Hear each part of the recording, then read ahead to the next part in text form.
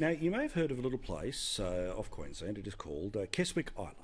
It's a place that has been leased, in part, to the Chinese for a grand total of 99 years. Public beaches now being locked off to citizens of Australia. And a bloke who, like the rest of us, goes, I don't know about this, is George Christensen, the LMP member in the far north, and he joins us right now, mullet and all, but we'll get to that in a second, or mullet, as I say. George, good evening. Thanks for talking to us, mate. How the hell did this happen where they can just lease off an island for 99 years? We know about the Port of Darwin thing, but at least that was arguably a piece of infrastructure. Yeah, well, the Queensland government's good at flogging off all of the islands up and down the coast, and they it was originally with an Australian company, I believe, or at least an Australian individual. They wanted to transfer the head lease, and so they did that in 2019. Now, the state government had to actually approve that transfer, and my understanding is that there was actually two different potential bidders. One was an Australian consortium, the other one was a Chinese one, and surprise, surprise, the state government approved the Chinese one to for this head lease to be transferred to. So they effectively own the island, or they lease it for the remainder of the 99 years that it's leased out for. And all the trouble has happened since. And I've got to tell you, what is a slice of paradise for most people is pretty much turned into the opposite. Yeah, what's happening? What's something that locals could do a couple of years ago they can't do now? Mate, access to the island has been, the normal access has been blocked. They used to go to a proper, fully constructed and approved boat ramp. That was taken away from them. There was a makeshift, unapproved boat ramp that was made that's quite dangerous, actually, having got off there myself. There's the airstrip, for instance. There were residents that used to fly in. The airstrip has been closed to all air traffic apart from the island's approved helicopter.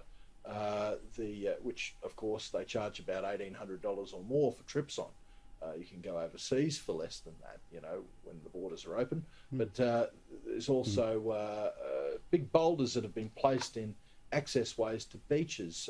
I saw a fence that had been constructed across an access way to the national park. That thankfully had been taken down by the time that I got there, but they still managed to put a chain link across with a lock on it because they don't want vehicles going down there. But still, they tried to block off even pedestrian access to the national park. This is an island that's being locked up under our very eyes, and 80% of it is actually public land.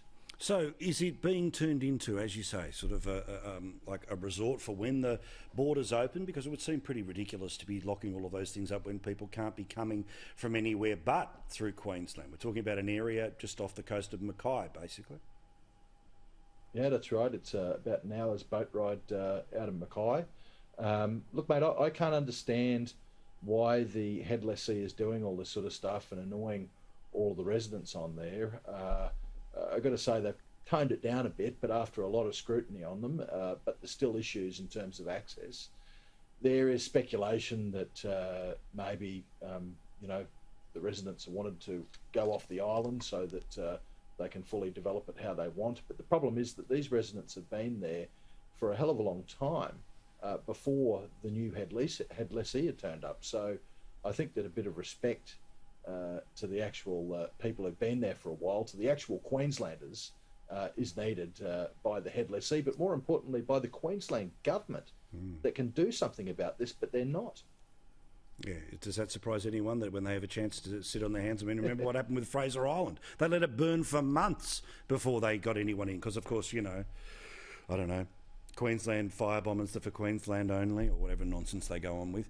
Now, George, I do have to ask, are you sporting a mullet right now? I saw you in a Parliament a couple of weeks ago, a little side profile. It did look like there was a little body and bounce happening back there. Yeah, well, you need the short sides technically for the mullet, so it's not quite a mullet, but it's mullet-like, mate. Hair's flowing through. Yeah, there you go. He's on it. He's on it. Go please, for Parliament next week, just for Twitter alone, can you go full mullet for me? Just go full mullet for me. Sides. Let's just see the Turnbull Times go boom. Anyway, thank you, mate. Appreciate it, George. Good on you, mate. Paul. Thank you. George Christensen there.